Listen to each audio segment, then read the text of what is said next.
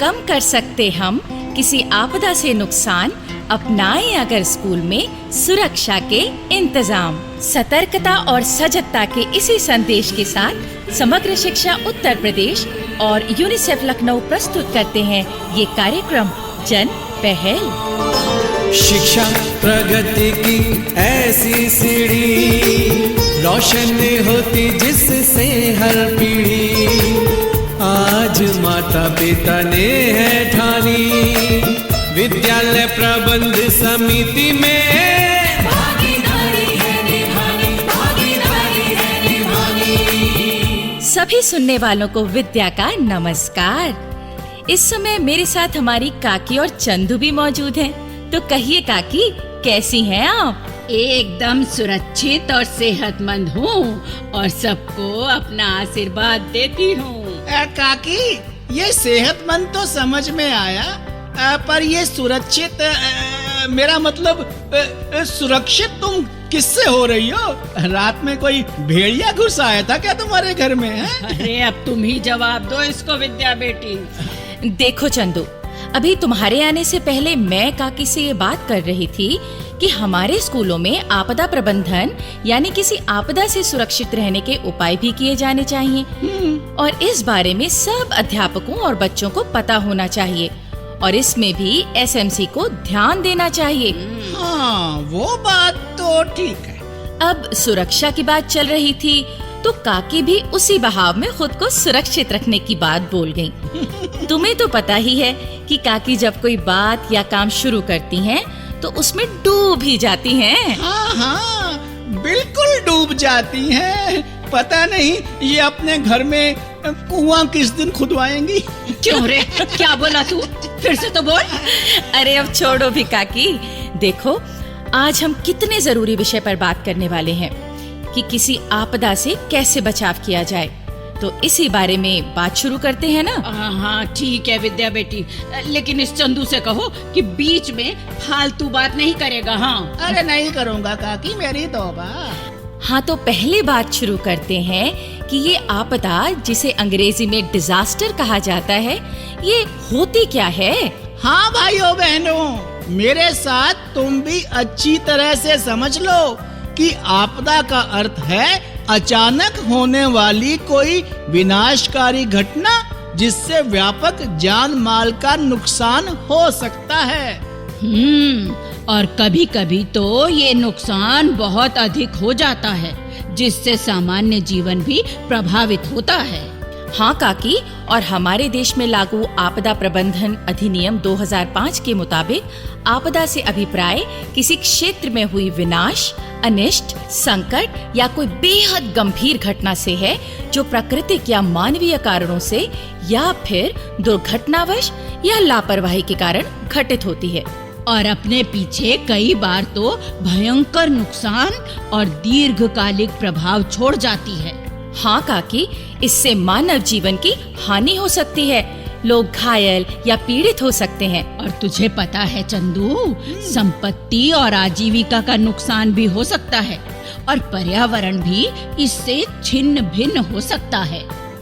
काकी, फिर तो इससे बचाव के उपाय पता होने चाहिए, लेकिन ये भी तो पता होना चाहिए कि हमारे देश में ऐसी कौन सी आपदाएं हो सकती हैं जिनसे बचाव का हमें पता होना चाहिए। चंदू, इनमें से एक तो होती है प्राकृतिक आपदाएं, जैसे कि भूकंप, बाढ़, ओलावृष्टि, आंधी तूफान, चक्रवात, वज्रपात, बर्फबारी और बादल का फटना आदि। और इसमें भूस्खलन भी शामिल है। अच्छा काकी, तुम इतना जानती हो तो फिर ये भी बता दो कि दूसरी तरह की आपदाएं कौन सी होती हैं? दूसरी तरह की आपदाएं होती हैं चंदू, मानवीय आपदाएं, जैसे आग लगना, औद्योगिक दुर्घटना, रेल या सड़क दुर्घटना, भगदड़, बम विस्फोट या फिर डेंगू, मलेरिया, जापानी बुखार, हैजा आदि बीमारियों का फैलना। तो भाई ऐसी आपदाओं से बचाव की तैयारी हमें करनी चाहिए। हाँ, और स्कूल में तो आपदाओं से बचाव की तैयारी खास तौर पर होनी चाहिए। मतलब वहाँ सबको इस बारे में पता होना चाहिए। तो चलिए इस बारे में जानकारी प्राप्त करते हैं हमारी आज की नाटिका से।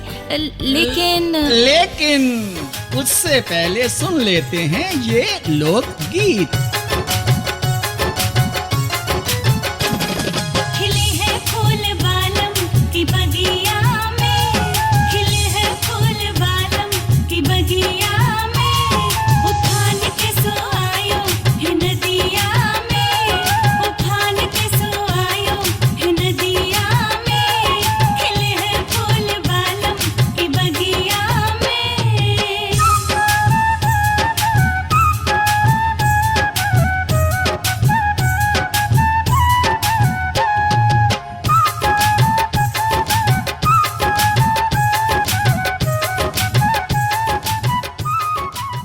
तो आओ भाई, अब सुनते हैं आज की नाटिका।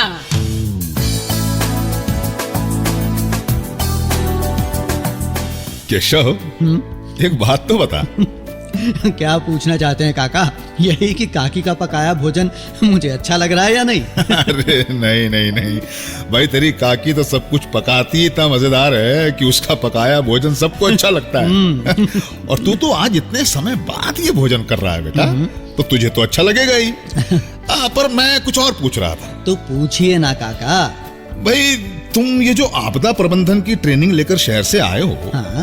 तो इसके बाद आगे क्या करने का इरादा है? काका, एक बहुत बड़ी फैक्ट्री में आपदा प्रबंधन संचालक के तौर पर मेरा चयन हो गया है। बस अगले ही सप्ताह वहाँ अपना काम शुरू करना है। अरे बेटा, ये नौकरी तो ठीक है, पर आपदा से सुरक्षा के उपायों के बारे में तो सबको पता होना चाहिए ना? हाँ काका, सबको पता होना चाहिए। गांव, शहर, कस्बे के हर नागरिक को पता होना चाहिए। हाँ, तो भाई मैं एक बात सोच रहा था केशव, वो अपने हरपाल जी है ना, हरपाल भाई जी? यहाँ के सरकारी स्कूल की एसएमसी के मेंबर है ना वो? अच्छा, एसएमसी मतलब विद्यालय प्रबंध समिति है ना? हाँ, तो वो मुझसे अक्सर कहते हैं कि भाई सतवीर भाई, स्कूल के लिए कोई जरूरी बात समझ में आए तो हमें बताओ, हम उसे जरूर पूरा करेंगे। तो ऐसी कोई बात आपकी समझ में आ रही है काका?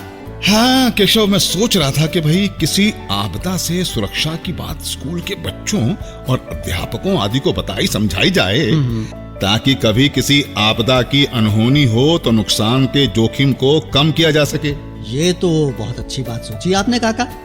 इस काम में मैं मदद करने को तैयार हूँ। हाँ, तो भाई फिर तुम ऐसी सब जरूरी बातें स्कूल की एक सभा में बता दो, फिर एसएमसी वाले उन्हें जरूर पूरा करेंगे। ठीक है काका, हाँ। ऐसा ही करते हैं।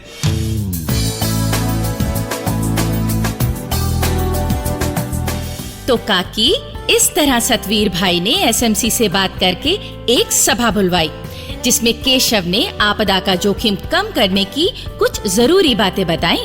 तो चलो फिर हम भी चलते हैं उस सभा में। आ जा रे चंदू, चल। हाँ, चल रहा हूँ काकी, चल रहा हूँ। चल ना।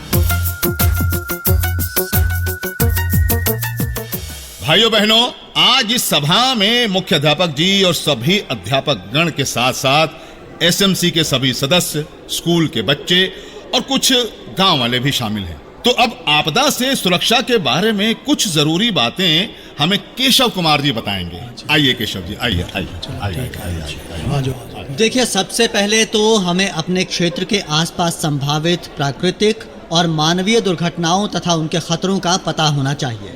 जी हाँ भाई, इस बारे में तो जानकारी प्राप्त करनी ही चाहिए। बिल्कुल ठीक कहा हेडमास्टर साहब आपने। देखिए, अब कोई विपदा या आपदा, चाहे वो प्राकृतिक हो या किसी मानवीय भूल का परिणाम हो या किसी दुर्घटना के कारण हो, उसका जोखिम कम करने के लिए सबसे पहले हमें स्कूल के भवन में उन बातों को दूर करना चाहिए जो असुरक्षा का कारण बन सकती हैं। लेकिन केशव जी, ऐसी कौन सी बातें हो सकती हैं?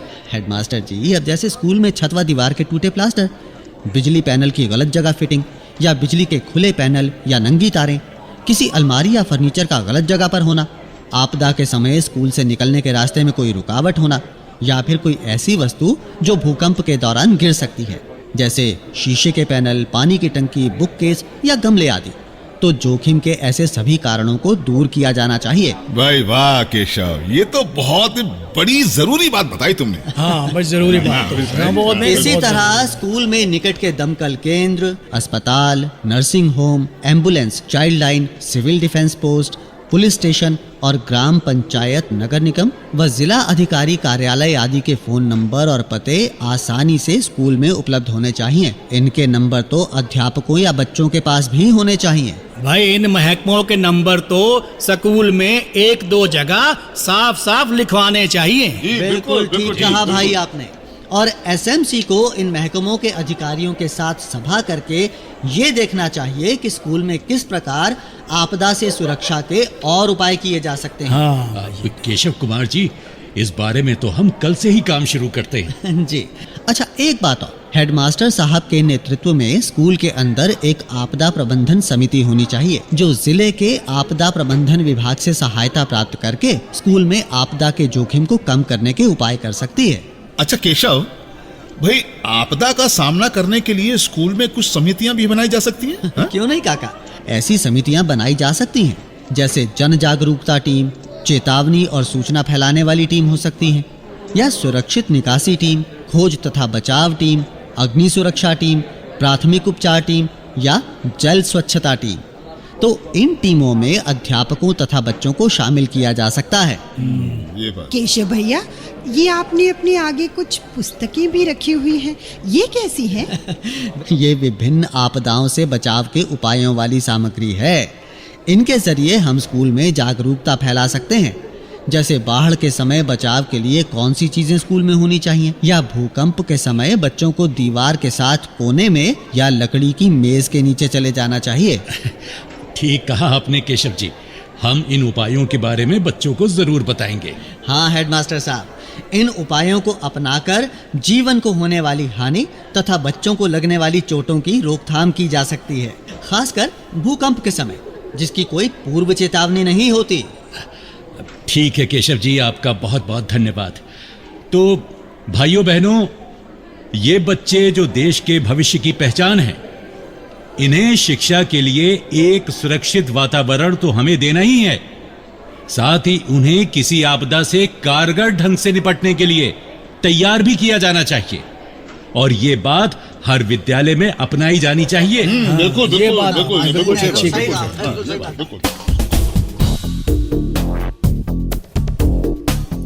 भाई हेडमास्टर जी ने सच्ची बात कही कि आपदा से निपटने की तैयारी तो हर स्कूल में की जानी चाहिए। जी काकी, और अब हमने तैयारी कर ली है ये संदेश सुनवाने की। मेरा नाम मनोज कुमार सिंह है और मैं यूनिसेफ का राज्य सलाहकार हूँ। जो हमारी विद्यालय प्रबंधन समिति है, इसको हम उत्तरदायी बना सकते हैं, और ख़ास करके कि हमारे जो विद्यालय के आसपास जो जोखिम एवं खतरे हैं उनको चिन्हित करके अगर हम बचाव की रणनीति बना सकते हैं तो हमारा विद्यालय का एनवायरनमेंट बहुत फ्री होगा और हम विद्यालय को सशक्त कर सकते हैं।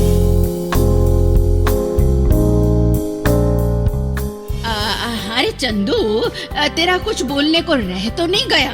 काकी, बस यही कहना है कि स्कूल में किसी आपदा का मुकाबला करने की जो तैयारी हो तो उसमें इलाके के सब लोग शामिल हों और वो सब अपने जो उपाय सीखे हैं उनको अपने घरों में भी अपनाएं। भाई वाह वाह वाह, प्रोग्राम के आखिर में तूने एक सही बात बोल ही दी। शुरुआत में भी बोली थी काकी, भूल गई तुम।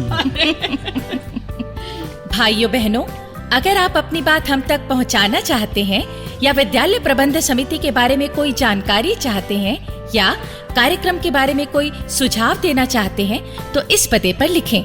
हमारा पता है समग्र शिक्षा उत्तर प्रदेश, सर्व शिक्षा अभियान ऑफिस, विद्या भवन, प्रथम तल, फर्स्ट फ्लोर, निशांतगंज, लखनऊ 226007।